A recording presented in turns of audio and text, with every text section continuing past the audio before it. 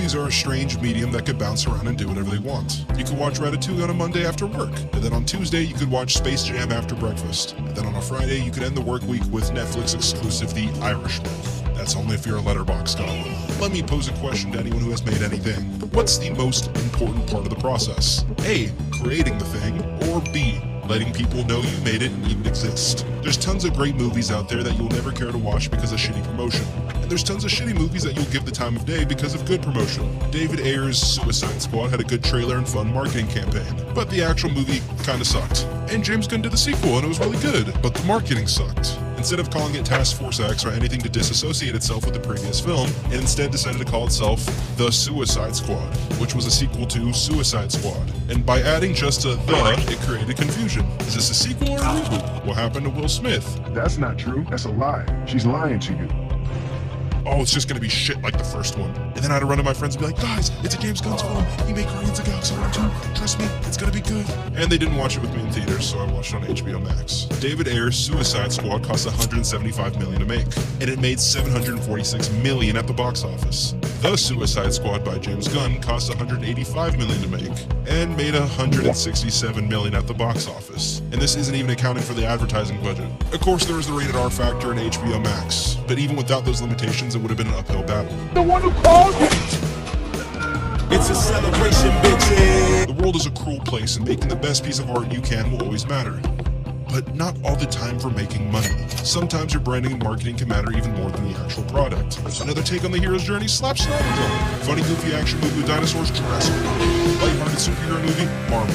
All billion-dollar successes. All these IPs have legacy and a good reputation behind them, so they're able to experiment and make whatever they want because they're for sure making money. But there was once a time where nobody knew what the hell any of these big franchises were, and a big piece of marketing to find out was from their movie posters. Movie posters have been around since the 1800s to market theater performances. They were really simple but did the job. Here's what the play's about, here's what the play is, and here's who's in it. I'm not going to dish out names or how good the plays were. This isn't a crash course video, and I assume you get the main point. If you advertise your play, you get more asses and seats, which means more money in the playwright's pockets. But as the film industry continued to boom, so did the pride of artwork on a poster. I would say everyone judges a book by its cover, but nobody fucking reads anymore. Back then, if you had a cool poster, people were inclined to see your movie over the other ones with shitty posters. And as Hollywood still continued to boom, a film changed the game and created a formula that you still see today with a common poster. And that was the poster for the film Casablanca.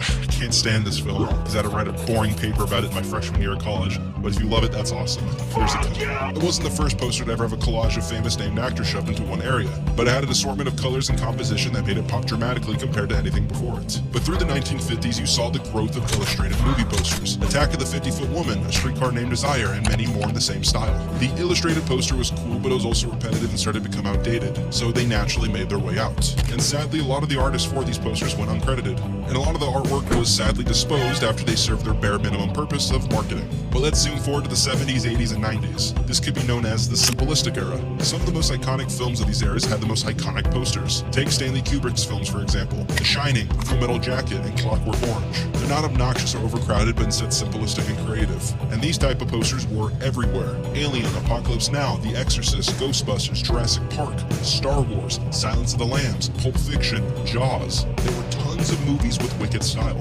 And the reason why there were so many of these good posters was because of the simple fun of competition. In the late 1900s, you didn't have YouTube or TikTok playing an ad after every video or the power of today's internet. So if you wanted to learn about new films, you'd have to get out of your car and discover them from the trailers that played in the cinema before your movie started, as well as the movie posters that were displayed outside of the theater, unless you went to drive-in and watched the trailers from inside the car. That's not comfortable. If you have a truck, you could set up blankets in the bed. If you don't have a truck, you could snuggle in the back by popping the trunk. The point is, if you went to the cinema for a weekend and took a glance to the left and saw a poster for The Thing, it would be impossible for the movie to instantly leave your mind. You would go, what the hell is that thing? And then you'd go watch The Thing in theaters. That was some funny wordplay. Let's give a round of applause for good pal Skipper. And as these blockbusters continued to boom, so did the actors that were in them. While Jaws was the first ever Hollywood blockbuster success, a lot of the cast was forgotten past their era. But not the main actor of Indiana Jones. That starred Harrison Ford, who just came off Star Wars. Having the main actor in your poster isn't bad by any means. Harrison Ford was a superstar, so putting him on the face of your movie let people know that this is the main character of the film. But it also lets you know, hey, we have Harrison Ford, come buy a ticket and give us money. You black son of a bitch. Crash the plane. So of course, after the success of Indiana Jones, the same thing was done for the poster of Blade Runner. If the poster displays the main actor but is artistic and creative, then I don't see any reason to critique it. What you can critique are shitty posters like this for X-Men First Class. It had James McAvoy's head in the wheelchair only to show you that James McAvoy's in the movie. Drew Struzan is the mastermind behind some of the best posters you've ever seen. He made the Indiana Jones posters, Harry Potter posters, Star Wars posters, Back to the Future, Hook, Blade Runner, Shawshank Redemption, and many more. He's designed a shit ton of actor-focused posters, but innovated an artistic style and made them gorgeous. Everything in the posters help pitch the movie in some manner. They have popping colors that contrast with one another, neat additions related to the film, and fantastic composition. Spielberg films had great actor-centered posters like Indiana Jones made by Drew Struzan, and he's also had shitty ones like Saving Private Ryan with 3 floating heads in a row with no creativity or afterthought. Compare this to Inglourious Bastards or Full Metal Jacket that have iconic posters that could still be talked about in a positive context. Saving Private Ryan was an amazing film, it just had a generic and lazy poster. And throughout the 2000s, it started to become apparent that a lot of movies were made with the sole intention of only profit. And the posters reflected the byproduct, creating trends of mediocrity. You have a copy-paste rom-com, most likely starring Matthew McConaughey since he was getting his bag at the time. Throw a boring white background with the main characters being back-to-back. And if it's not a white backdrop, still have it be basic. Throw in some boring text that you had the coffee guy think of on spot, and wham! You have all the wine moms who love to spend the weekends watching Sex and the City and the Kardashians storming the set. Got a movie about a woman trying to make it in the big city and find love? Give them a red outfit and stick them on the front of the cover. Got a naughty movie? Shot in between the legs. Action movie? Orange and blue with the main actors on the screen will do the job. Horror movie? Copy-paste the same generic zoomed-in eye. The modern movie poster is no longer made to go down in history with artistic integrity, but instead only made to show you who is in the movie and what the vibes of them are. For as long as cinema continues, you will hear about the poster of Friday the 13th and John Carpenter's Halloween, because both of these posters have a kick-ass style. The 2009 Friday the 13th reboot does not have this, nor does the generic poster for Halloween Kills. An even better example is the original Sam Raimi Evil Dead poster versus the remake that plasters a tagline over the picture. Most posters as of late have been pathetic and uninspired, and the most recent trend with modern movie posters has been the infamous floating head, creeping back into everything. The floating head has been around forever, like I mentioned earlier, with Casablanca's floating head poster as well as the artistic style of Drew Struzan. But in the last decade, old franchises have mass rebooted, writing off the reputation of their innovative beginnings, and this is also translated to the poster work. Films have attempted to copy the styles of Drew Struzan, but lack the main component of why his posters don't come off as generic and ugly, and that's creativity. The largest modern success in the film industry has been superhero films, and while at the top of the food chain, they have chosen to cut out creativity in modern posters in favor of keeping a consistent formula that works. Creativity is inherently risky. You can create an iconic, gorgeous-looking poster with the chance of it not captivating the audience you want. You can take the risk for greatness, or you can avoid the gamble entirely and do what has worked in the past. When you look at the promotional posters for Spider-Man 3, you see risk, and it made these posters iconic. And when you look at Spider-Man Homecoming, you also see a simplistic and witty poster that could sell the movie. But the main poster lacks all the things I just mentioned. The Spider-Man Homecoming poster is a lab-cluttered mess, showing off all the talent in the film but with no creativity or craftsmanship. The opposite of any poster made by Drew Struzan. And the same outcome was present within its sequels, Far From Home and No Way Home.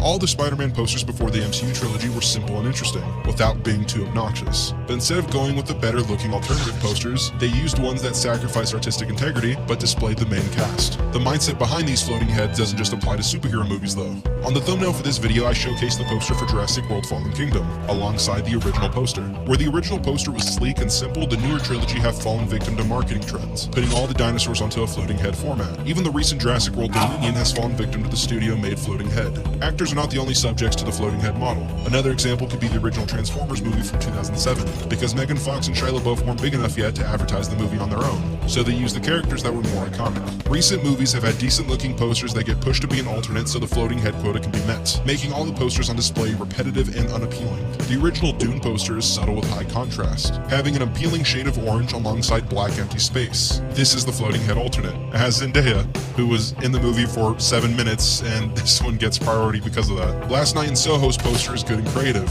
and it's replaced by a floating head.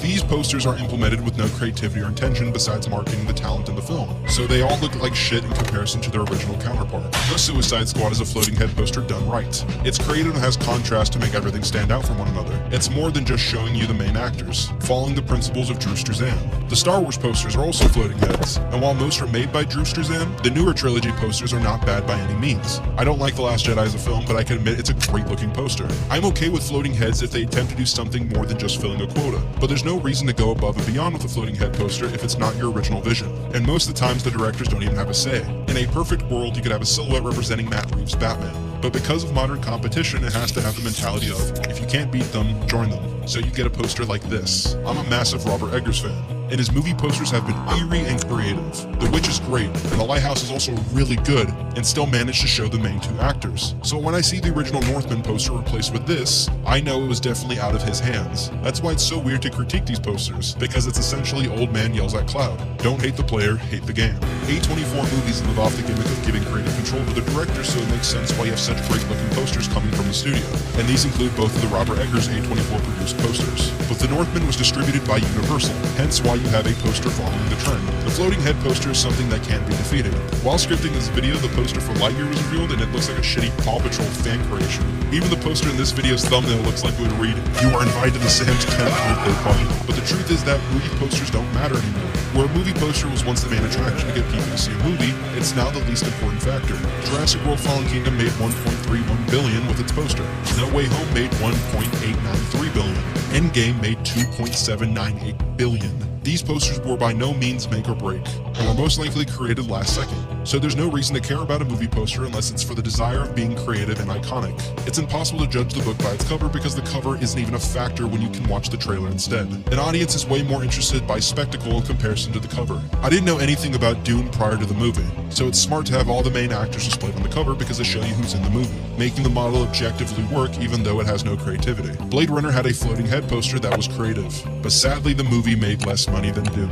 In a dream world, I wish the floating head was not a requirement at all, but if it's going to be around, it would be nice if studios put more effort into their creation besides PNGs and reused assets. Overall, the reason why movie posters have lost creativity is simply because there's no incentive to be creative. There's no competition because brand loyalty is extremely strong, and accessibility has been improved since the 1970s. You still have movie posters that continue to be creative like Parasite or the many A24 movie posters, but when the intentions of making profit creep in, creativity is usually the first to go. Well, that's the video. Comment down below your favorite movie poster. I'm actually interested because there's so many iconic ones to choose from. Subscribe as well.